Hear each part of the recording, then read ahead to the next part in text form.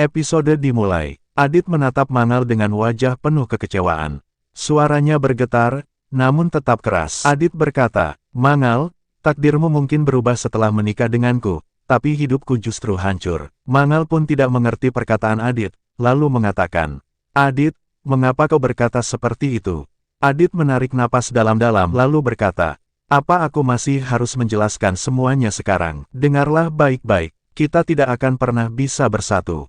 Dan kau lihat ini, segelas teh hangat ini. Gula bisa larut di dalam teh dan menjadi satu rasa.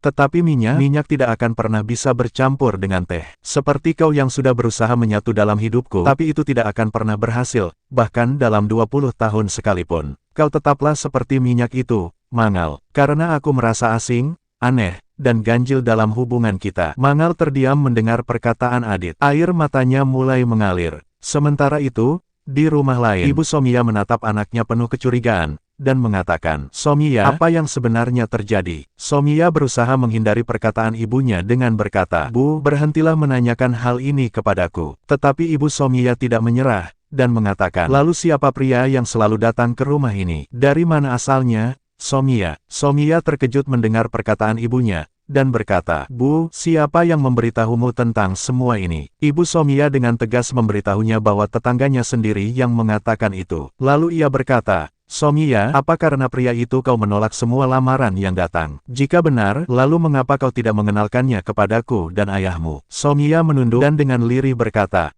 "Bu, bukan itu alasannya." Sementara itu di taman, Adit dengan marah mengatakan, "Bukankah ini kenyataan, Mangal? Kita bahkan jarang berbicara. Kalaupun berbicara, hanya soal apa yang akan dimasak untuk makan malam. Aku tidak bisa mengobrol denganmu tentang hal lain. Kau tidak berpendidikan. Kita tidak pernah punya topik yang sama. Kau bahkan terlihat seperti wanita berusia 50 tahun. Lihatlah penampilanmu, kau seperti generasi ibuku. Kau tidak pernah bisa menjadi pilihanku. Berkali-kali aku memintamu untuk berubah, tapi kau tidak bisa berubah. Wanita zaman sekarang pergi ke pusat kebugaran, mereka merawat diri. Sedangkan kau hanya tahu memasak dan tidak lebih. Kau tidak bisa apa-apa. Itulah kebenarannya, Mangal." Adit menunduk lalu dengan tajam kembali berkata, "Mangal, aku bahkan tidak ingin melihat wajahmu lagi. Aku tidak betah pulang ke rumah. Kau tidak pernah peduli kenapa aku selalu frustrasi. Kau hanya terus menempatkan dirimu sebagai korban, sementara aku selalu jadi orang yang jahat. Kau bahkan tidak tahu makanan kesukaanku.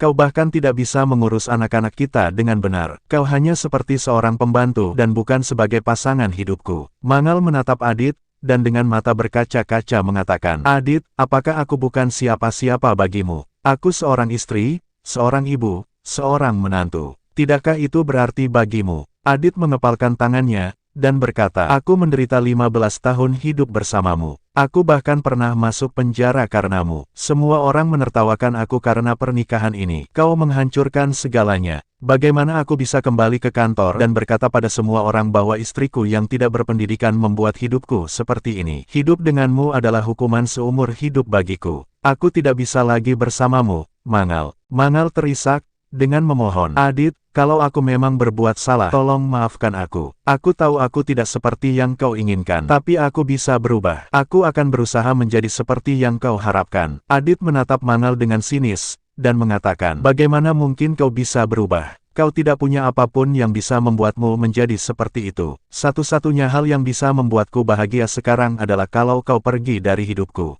Kata-kata itu menghantam hati Mangal. Dengan putus asa, ia berkata, "Adit, kau suamiku. Kita punya keluarga, orang tua, dan anak-anak. Lalu bagaimana aku bisa meninggalkanmu? Aku bahkan ingin belajar dan ingin memperbaiki diri." Tetapi Adit menutup telinganya, dan mengatakan, "Mangal, aku tidak mau mendengar perkataanmu lagi. Aku tahu aku sudah salah sejak hari kedua pernikahan kita.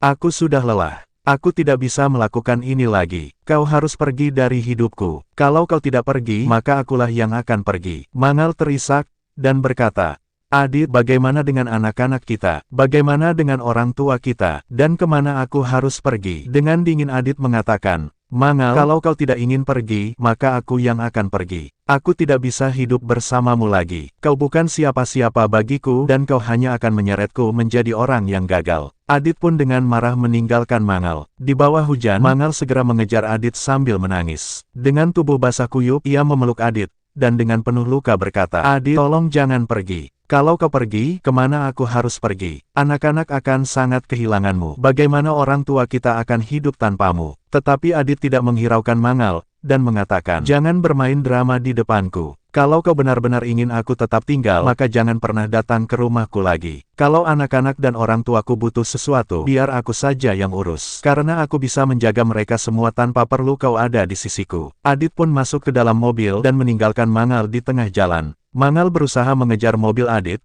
tetapi tiba-tiba ia terjatuh tersungkur di jalan yang becek. Lututnya terluka, sandalnya robek dan hujan terus mengguyur tubuhnya. Orang-orang di sekitar mencoba menolong, tetapi Mangal tetap berjalan sambil menangis. Malam harinya, dengan langkah berat, Mangal tetap melangkah dalam kegelapan. Semua kenangan bersama Adit terus terlintas di kepalanya. Sementara di sisi lain, Adit akhirnya pulang ke rumah. Isyana segera menyambut Adit dengan wajah penuh lega, dan berkata, "Nenek, ayah sudah pulang." Kusum berdiri di depan pintu, menatap Adit dengan sorot mata tajam, dan mengatakan, "Berhenti, Adit. Kau tidak boleh masuk begitu saja." Kusum pun segera melakukan arti kepada Adit sebagai tanda hormat. Setelah itu, Sudes mengatakan, "Adit, aku senang Mangal berhasil menyelamatkanmu." Tetapi Adit dengan dingin berkata, "Ayah, aku dipenjara karena Mangal." Sudes menghela napas panjang dan mengatakan, "Adit, yang terpenting sekarang kau sudah pulang. Itu lebih berarti daripada apapun." Isyana pun berkata, "Ayah, di mana ibu?" Lalu Kusum mengatakan, "Ya Adit, di mana Mangal?" Adit menunduk sebentar dan dengan dingin berkata, "Ibumu tidak pulang bersama ayah." Semua orang pun terkejut dengan perkataan Adit. Adit duduk dengan wajah muram saat Kusum kembali bertanya tentang Mangal. Di sisi lain, hati Mangal benar-benar hancur. Air matanya bercucuran seiring langkahnya, dan ia berkata, "Aku tidak bisa hidup tanpamu, Adit. Rumah itu adalah rumahku. Kemana aku harus pergi kalau kau menolakku?" Sementara di rumah Santi, Kartik memesan makanan untuk semua orang agar suasana tetap hangat.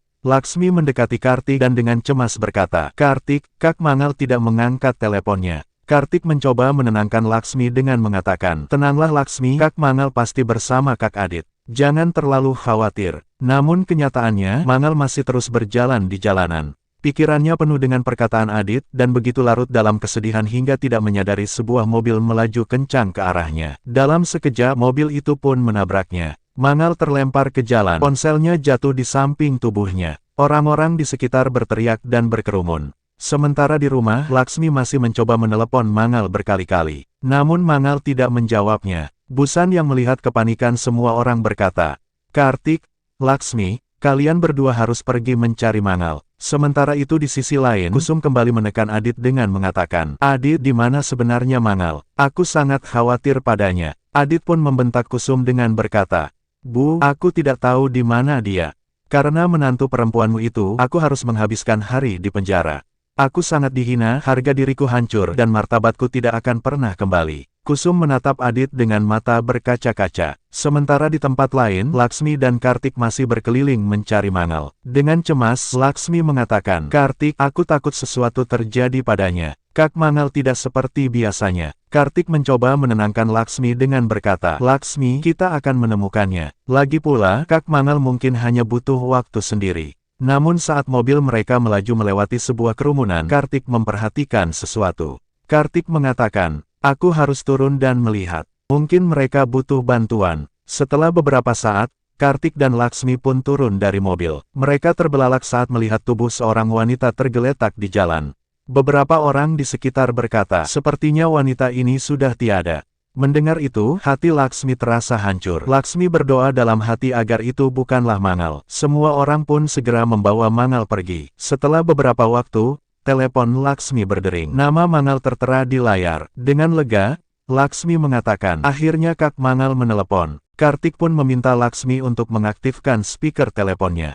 Namun saat diangkat, suara yang terdengar bukanlah Mangal, melainkan seorang polisi, dan berkata, "Halo, saya Inspektur Pandey. Ada kecelakaan. Kami menemukan ponsel ini di lokasi. Tolong datang ke kantor polisi untuk mengidentifikasi korban." Laksmi dan Kartik terkejut. Keduanya saling pandang dengan mata penuh ketakutan. Setelah beberapa saat, Laksmi dan Kartik sampai di kantor polisi. Inspektur Pandey menunjukkan ponsel itu, dan mengatakan, "Kami menemukannya di dekat jenazah seorang wanita. Apakah ini milik kerabat kalian?" Ponsel ini modelnya milik wanita sekitar usia 30-an. "Dan di mana suaminya?" Laksmi langsung mengenali ponsel itu, dan dengan menangis berkata, "Ini ponsel Kak Mangal." Tubuhnya gemetar dan ia menjadi histeris. Sementara Kartik berusaha menenangkannya dengan mengatakan, "Tenanglah Laksmi, kita harus memastikan dulu, jangan mengambil kesimpulan." Dengan langkah berat, mereka dibawa ke kamar jenazah. Kartik dan Laksmi menahan napas ketika kain putih terbuka. Laksmi hampir pingsan,